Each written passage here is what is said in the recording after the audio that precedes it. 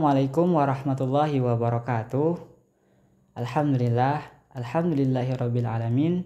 Wassalatu wassalamu ala asyrafil anbiya'i wal mursalin wa ala alihi wa sahbihi ajmain, amma ba'd. Perkenalkan, nama saya Rizky. Saya dari Prodi Manajemen Keuangan Syariah, Fakultas Ekonomi dan Bisnis Islam, Universitas Islam Negeri Sultan Taha Saifuddin Jambi.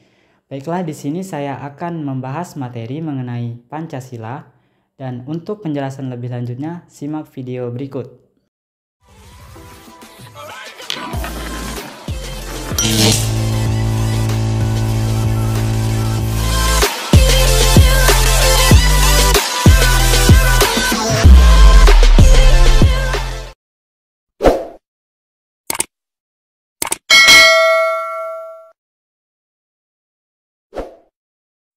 Oke, langsung saja di sini saya akan memaparkan ataupun menjelaskan mengenai pembahasan Pancasila yang sudah saya rangkum selama 1 semester berkuliah di Universitas Islam Negeri Sultan Taha Saifuddin Jambi dengan dosen pengampu Bapak Enggar Hidayat Espar MPA. Dan juga tugas pembuatan video ini saya tujukan untuk memenuhi tugas akhir dari Bapak tersebut. Sebelum masuk ke pembahasan, di sini bisa kita lihat ada 5 poin penting terkait Pancasila yang nantinya akan saya bahas. Yang poin yang pertama yaitu terkait dengan makna Pancasila dan hubungan antar sila-silanya. Poin yang kedua yaitu terkait dengan sejarah dan tahapan perumusan Pancasila. Poin yang ketiga terkait dengan Pancasila sebagai filsafat. Kemudian yang keempat terkait dengan Pancasila sebagai pedoman hidup. Dan yang kelima, Pancasila sebagai ideologi negara. Nah, 5 poin berikut akan saya bahas di slide selanjutnya. Next, langsung saja kita memasuki ke pembahasan yang pertama, yaitu terkait dengan makna Pancasila dan hubungan antar sila-silanya. Sebelum kita mengenal Pancasila lebih lanjut, sebaiknya kita harus mengetahui apa itu Pancasila terlebih dahulu. Nah, Pancasila adalah dasar negara Indonesia yang terdiri dari 5 sila. Dan Pancasila itu sendiri memiliki makna dalam kehidupan sehari-hari sebagai panduan nilai-nilai dasar yang membentuk sikap dan tindakan setiap warga negara yang ada di Indonesia. Antara sila yang satu dengan sila yang lainnya, Pancasila sangat erat kaitannya antara satu sama lain. Sila-sila tersebut saling terkait dan membentuk fondasi nilai-nilai yang mengarah pada kehidupan berbangsa dan bernegara, sehingga terciptalah satu kesatuan. Untuk melihat hubungan antar sila-silanya, saya akan menjelaskan keterkaitan antara satu dengan yang lainnya. Dimulai dari sila yang pertama, yaitu ketuhanan yang Maha Esa. Di sila ini, Pancasila menekankan pentingnya iman dan takwa kepada Tuhan yang Maha Esa sebagai landasan moral dalam kehidupan masyarakat. Mengapa ketuhanan yang Maha Esa itu ditaruh yang pertama? Karena Pancasila ingin mengedepankan hablum minallah atau hubungan kepada Allah terlebih dahulu, baru kemudian hablum minanas, hubungan kepada manusia. Kemudian sila yang kedua yang berbunyi kemanusiaan yang adil dan beradab. Nah, di sila ini Pancasila menunjukkan bahwa semua manusia itu dilahirkan merdeka dan memiliki hak yang sama, serta perlu dijunjung tinggi nilai-nilai keadilan dan keberadaan mereka masing-masing. Jadi sila kedua ini bermaksud yaitu tentang hubungan antar kehidupan manusia. Lalu ada sila yang ketiga yaitu Persatuan Indonesia. Nah, di sila ini Pancasila menekankan pentingnya kepada kita untuk persatuan dan kesatuan bangsa Indonesia guna mengatasi segala perbedaan demi terwujudnya persatuan yang kokoh.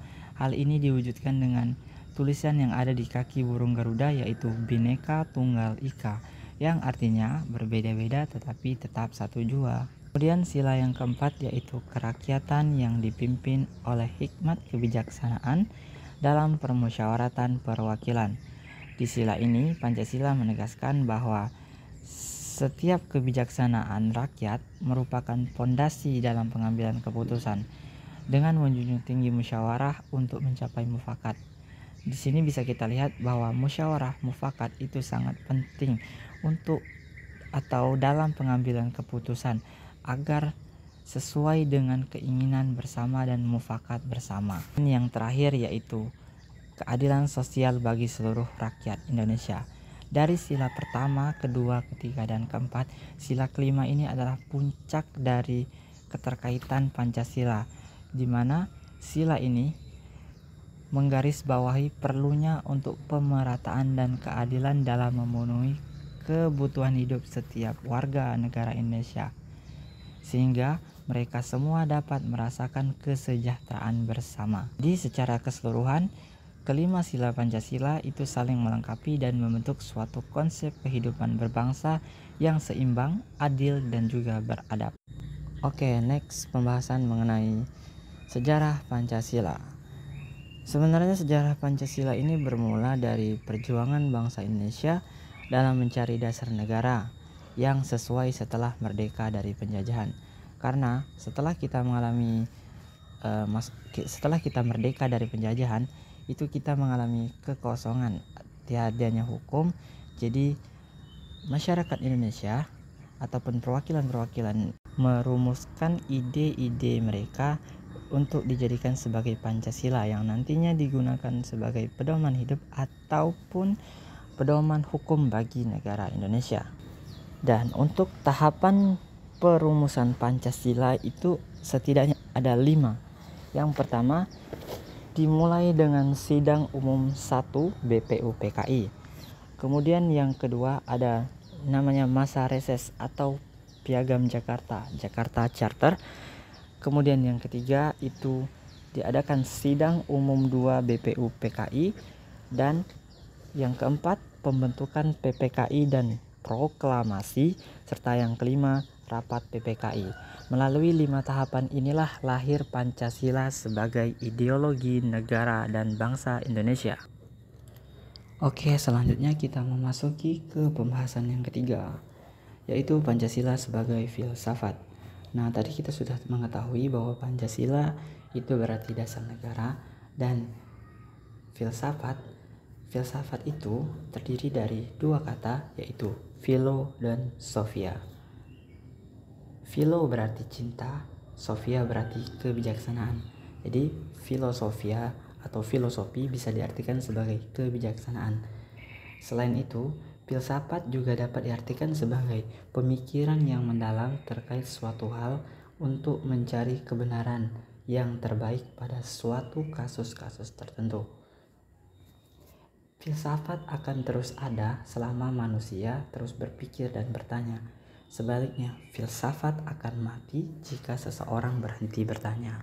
Kemudian filsafat itu terbagi menjadi 5 jenis. Yang pertama yaitu rasional, artinya pemikiran yang masuk akal atau logis. Kemudian ada praktis. Praktis itu berarti berpikir cepat ataupun improvisasi. Kemudian yang ketiga, filsafat itu sebagai teoritis ataupun pemikiran tidak sesuai dengan tempatnya. Kemudian jenis yang keempat yaitu ada substantif, yaitu gabungan antara praktis dan juga teoritis. Dan yang terakhir ada filsafat sebagai jenisnya itu ada formal, yaitu sesuai hukum dan aturan atau sudah didoktrin. Jadi Pancasila sebagai filsafat itu mengandung makna sebagai pandangan hidup yang mencerminkan nilai-nilai etika, moral, dan juga spiritual bagi setiap individu dan juga masyarakat Indonesia.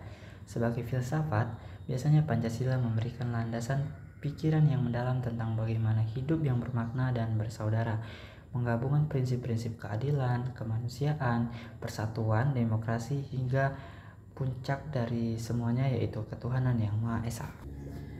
Next poin pembahasan yang keempat yaitu terkait dengan Pancasila sebagai pedoman hidup. Pancasila sebagai pedoman hidup itu seperti peta petualangan hidup kita. Bayangkan saja Pancasila sebagai kompas yang memberitahu kita arah yang benar. Selama kita masih mempunyai Pancasila sebagai dasar negara Republik Indonesia, maka hukum negara akan tetap berpedoman kepadanya dan Pancasila akan tetap menjadi hukum tertinggi yang ada di negara ini. Jadi, Pancasila seperti panduan pintar yang membantu kita tahu cara berjalan di kehidupan ini, sambil mengajarkan nilai-nilai penting agar kita bisa hidup lebih baik dan lebih bahagia ke depannya bersama keluarga kita. Dan pembahasan yang terakhir yaitu Pancasila sebagai ideologi bangsa. Maksud dari ideologi Pancasila itu adalah landasan pemikiran dan nilai-nilai dasar yang membimbing kehidupan bermasyarakat dan juga bernegara di Indonesia. Pada zaman dulu, ideologi bangsa itu ada 5 yang terdiri dari radikal, liberal, moderat, konservatif, dan reaksionaris. Pada itu moderat berada di tengah-tengah yang berarti moderasi beragama. Namun seiring berkembangnya zaman, ideologi bangsa yang awalnya itu 5 itu diperkecil menjadi hanya ada 3. Di zaman sekarang ini setidaknya dikenal 3 ideologi bangsa, yaitu komunisme, Pancasila, dan liberalisme. So, Pancasila berada di tengah-tengah. Pancasila bisa kita artikan sebagai netral, tidak memihak komunisme dan tidak juga memihak liberalisme. Karena komunisme itu biasanya diartikan sebagai mementingkan kepentingan negara atau kepentingan pusat. Sedangkan liberalisme itu mementingkan kepentingan individu atau perorangan. Jadi Pancasila berada di antara komunisme dan juga liberalisme. Oke, saya rasa beberapa slide tadi sudah cukup untuk membahas tentang Pancasila. Dan untuk slide selanjutnya ini adalah contoh gotong royong yang saya lakukan dalam masyarakat. Gambar tersebut merupakan salah satu bentuk gotong royong dalam masyarakat. Pada kegiatan itu saya sebagai panitia untuk mengadakan kegiatan pembekalan yang merupakan acara tahunan yang diadakan SMA Islam Al-Husniyah. Nah, foto tersebut saya ambil ketika saya menjadi pelaksana panitia tersebut, karena saya juga merupakan alumni dari SMA Islam Al-Husniyah tersebut. Jika kita mengaitkan nilai-nilai gotong royong dalam Pancasila, maka akan kita peroleh beberapa hal atau beberapa nilai, yaitu sebagai berikut. Yang pertama, berkaitan dengan Tuhan. Saat kita gotong royong, kita menunjukkan ketaatan dan rasa syukur kepada Tuhan atas kesempatan untuk berbuat baik dan juga membantu sesama. Kemudian yang kedua, kemanusiaan yang adil. Dalam gotong royong itu biasanya mencerminkan semangat keadilan dan perilaku yang baik terhadap sesama manusia tanpa memandang perbedaan. Kemudian nilai yang ketiga ada persatuan dan kesatuan. Dalam gotong royong kita bersatu untuk mencapai tujuan bersama, menunjukkan kekuatan kesatuan dalam keragaman. Kemudian yang keempat ada demokrasi dan keterlibatan. Nah, gotong royong pasti tentunya melibatkan banyak orang. Dari melibatkan banyak orang itulah menggambarkan semangat demokrasi dan partisipasi aktif dalam pengambilan keputusan. Dan nilai yang terakhir yaitu keadilan sosial. Dengan gotong royong kita berusaha menciptakan pemerataan hak dan kewajiban. Jadi dalam gotong royong kita harus adil membagi bagian atau tugas pekerjaan kita kepada orang lain, sehingga tugas dilakukan secara merata guna menciptakan kesejahteraan bersama.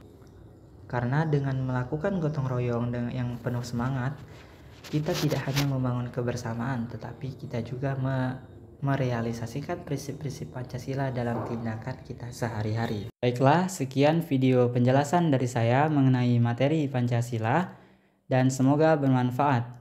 Al-afu minkum jami'an wa bihi nasta'inu ala kulli umur. Akhirul kalam. Wassalamualaikum warahmatullahi wabarakatuh.